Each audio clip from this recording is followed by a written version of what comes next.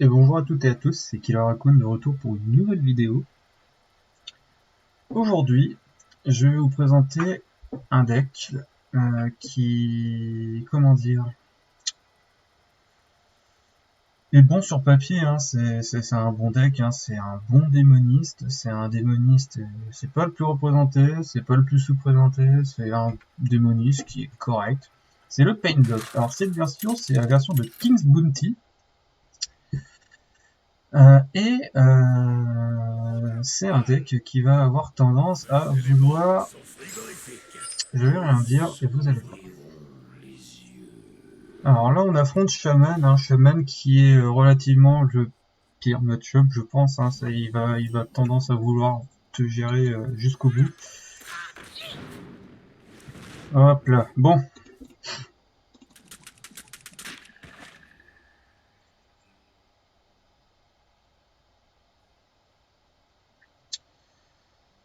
Le but du deck, on va devoir beaucoup piocher, essayer de choper les 8-8, essayer de poser les 8-8 de façon safe, on va essayer de pas trop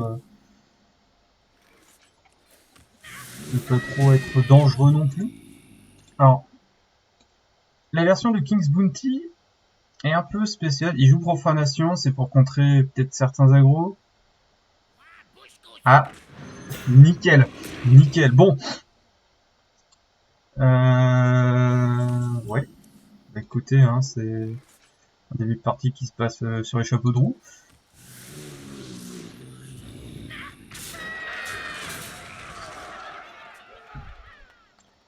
Un début de partie qui se passe sur les chapeaux de roue. Ok.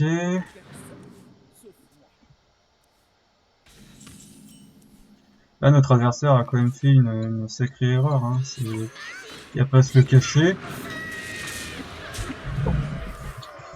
Mais bon, quand on ne sait pas ce qu'on affronte, c'est compliqué. Hein. Peut-être que notre adversaire ne connaît pas trop le deck qui est en face.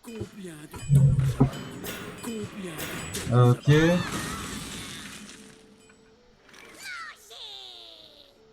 Alors, on est d'accord qu'il y a une trade néophyte. Donc si on fait ça, ça, on va faire ça, ça, ça. Hop, on trade, face, face. Là, peut-être qu'il va essayer de nous faire pièce. Je sais pas si c'est lui qui avait la pièce, oui. Il va essayer de nous faire pièce et geler le board. Le fait qu'on ait fait néophyte. Ok, ouais, ok. On va faire face, face. Au reb. On embête notre adversaire puisque ses cartes coûtent plus 5. J'en ai des frissons. Ah, c'est un Reno. C'est un Reno. Alors ça, par contre, pour ceux qui regardent la vidéo, je suis pas censé tourner autour d'un Reno. Hein. Je suis sincère avec vous, je suis pas censé tourner autour de ça. C'est pas les versions les plus représentées, les versions Reno.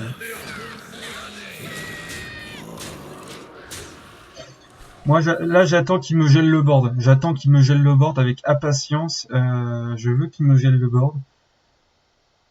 Gèle-moi le board, s'il te plaît.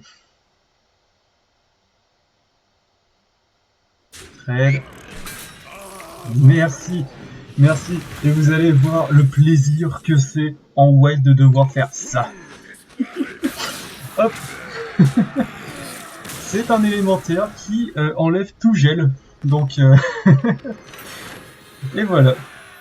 C'est drôle comme début de partie. Ça me donne le sourire. C'est bête, hein, mais ça me donne le sourire de voir terminer une game comme ça. C'est une carte qui n'est pas obligatoire dans le deck, hein, l'élémentaire de feu, mais c'est une carte qui est faite pour contrer les chamans, comme vous pouvez le voir. Ah franchement, c'est vraiment génial, c'est vraiment génial. On va partir quand même sur une deuxième game pour vous montrer quand même, parce que là notre adversaire a quand même fait un rat déloyal. Il a perdu quand même je vais pas dire un 25% puisque j'avais quand même un hétéron en main. Mais il a perdu un 50% de me défausser soit un gros serviteur, soit un petit serviteur. Et là, sur le coup, il l'a perdu. Il m'a fait Reno. qui était une surprise. Hein. C'est normalement, encore une fois, je suis pas censé affronter une version Reno. La version la plus représentée, ce sont les carnivores purs Freeze. Mais et on affronte un chaman. C'est pas bien ouf non plus. Bon, on voit. Pourquoi pas. Hein, on va faire ça et ça. Alors, je parle beaucoup du fait que le chaman carnivore, tout ça, mais il faut pas oublier quand même un deck. Hein. Le shaman peut être aussi un shaman frog. Ok. Guild, pouvoir héroïque. On pioche une Hétéron, très bonne nouvelle. Là, on a vu qu'il gardait la carte de gauche. Je me demande ce que c'est.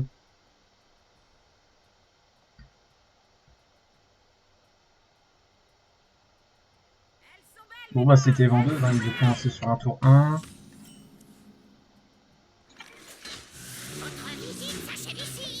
Ça, c'est une bonne carte hein, pour contrer justement. Je crois que c'est une bonne carte pour contrer ce genre de deck. Tu lui donnes 4 d'armure, tu lui empêches de réduire ça et tu empêches aussi de réduire ça.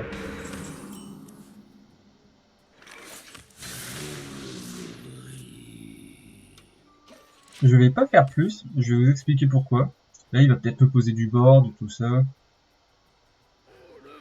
Bolner. Et là, je vais avoir raison de ne pas avoir fait ce que je voulais. Ça veut dire de vouloir faire guide. Profanation. Je gère Bolner.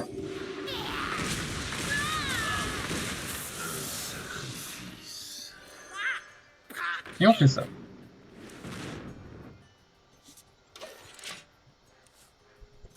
Hop.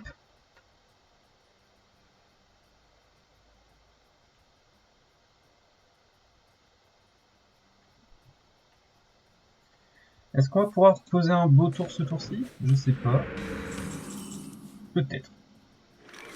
On va essayer. On va faire réanimation morbide. Comme ça, on va pouvoir jouer un Hétéron à 1. Hop. On va faire ça. On va faire ça, le Cobalt.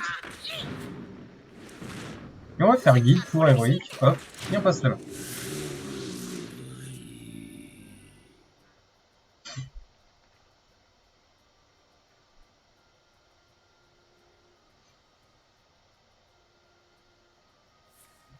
Pièce. Il gèle déjà le board, d'accord. Ok.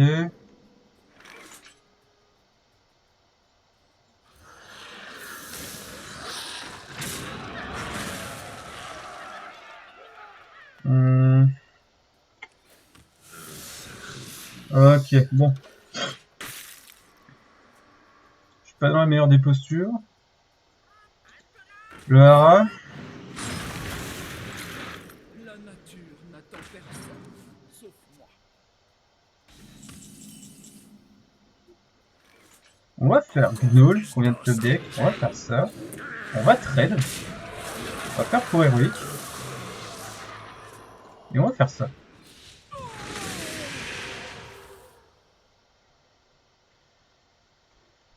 Et on va passer là. On va essayer de pas se board block. C'est important.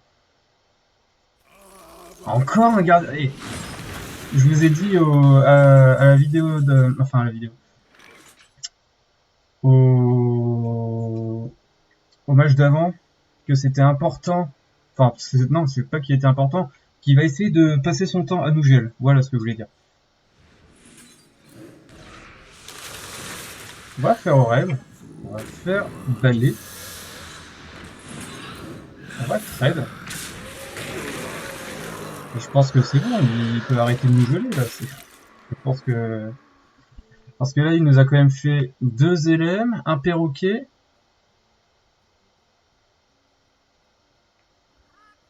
Et 3 perroquets.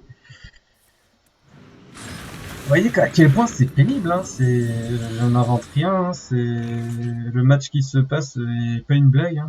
Bon là on perd si par exemple il a une furie des vents. Ou s'il a carniflore.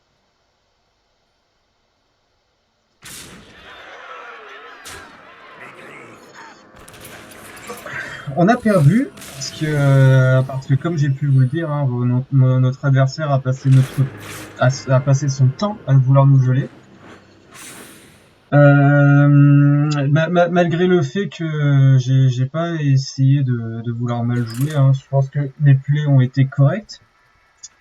Mais notre adversaire a relativement eu ce qu'on peut appeler dans le milieu une main parfaite, hein, parce que commencer sur tour 6 à geler, tour 7 geler, tour 8 geler, tour 9 geler, et après terminer sur Carniflor qui peut encore geler,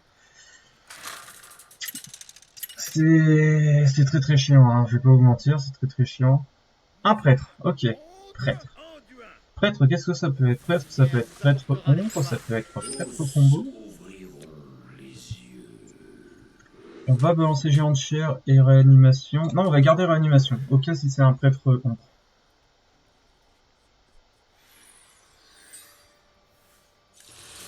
Ok.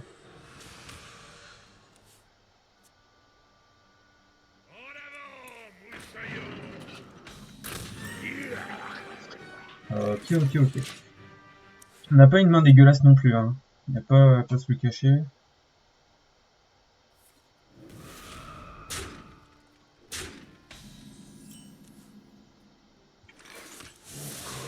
Bon, rêve.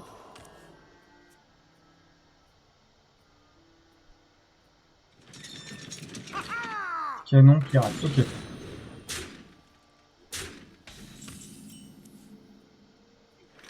On va faire ça, et on va trade le canon.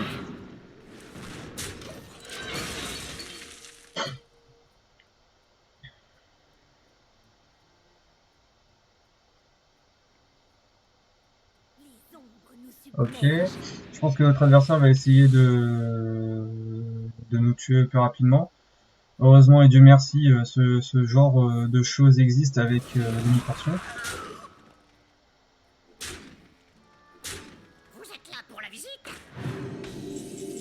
Hop. On va faire l'animation, comme ça on a un amétéron qui coûte 1. On va faire ça. On va faire ça. Et on va faire balai.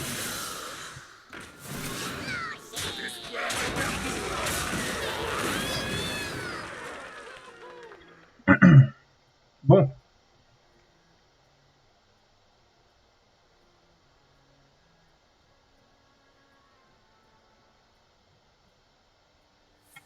Vision de l'ombre. Donc on sait qu'il a encore une attaque mentale dans le deck. Hein. Je pense que c'est ça. Hein.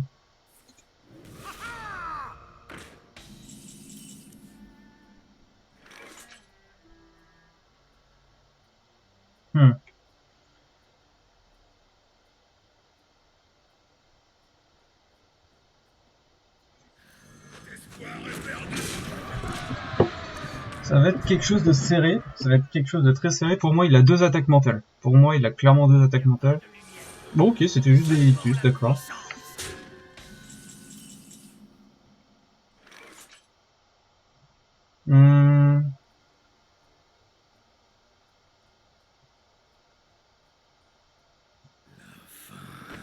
Comment on va faire?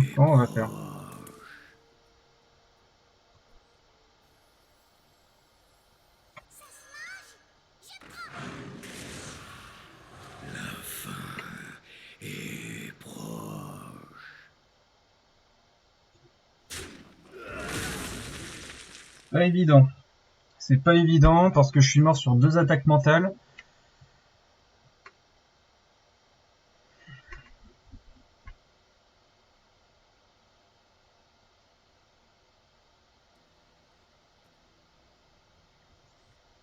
Ouais.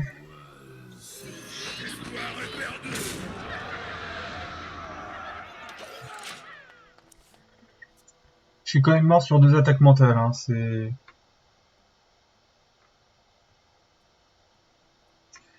serré, hein. C'est un match-up assez serré. On n'est pas trop fiers quand même. Hein.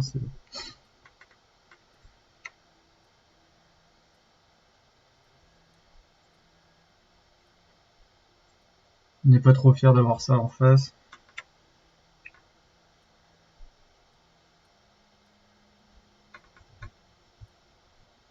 Mais on voit que notre adversaire réfléchit. Alors je sais pas si il se demande comment il peut s'en sortir ou combien il peut me mettre.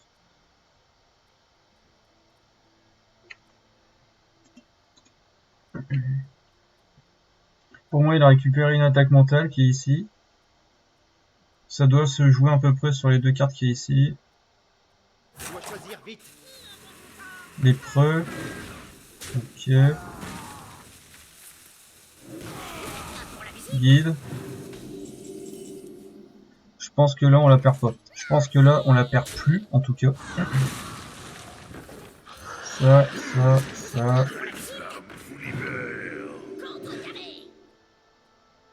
Et dans le doute, on va faire ça. Je vais faire.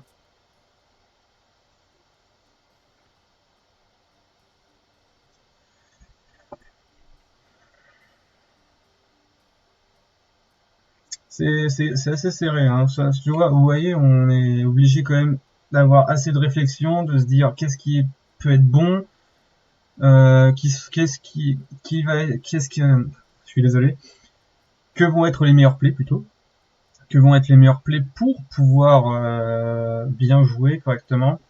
Encore une fois, pour moi, la carte qui est ici est une attaque mentale. Donc s'il en avait 2, avec pour héroïque, il m'aurait infligé 12. Là, je serais à 2, par exemple.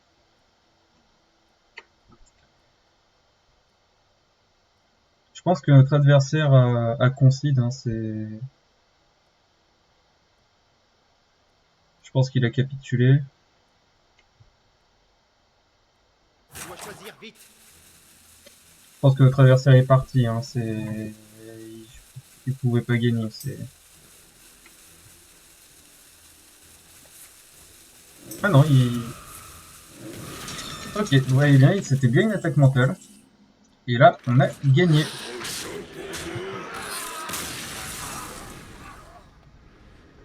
Bon, le deck est assez sympa.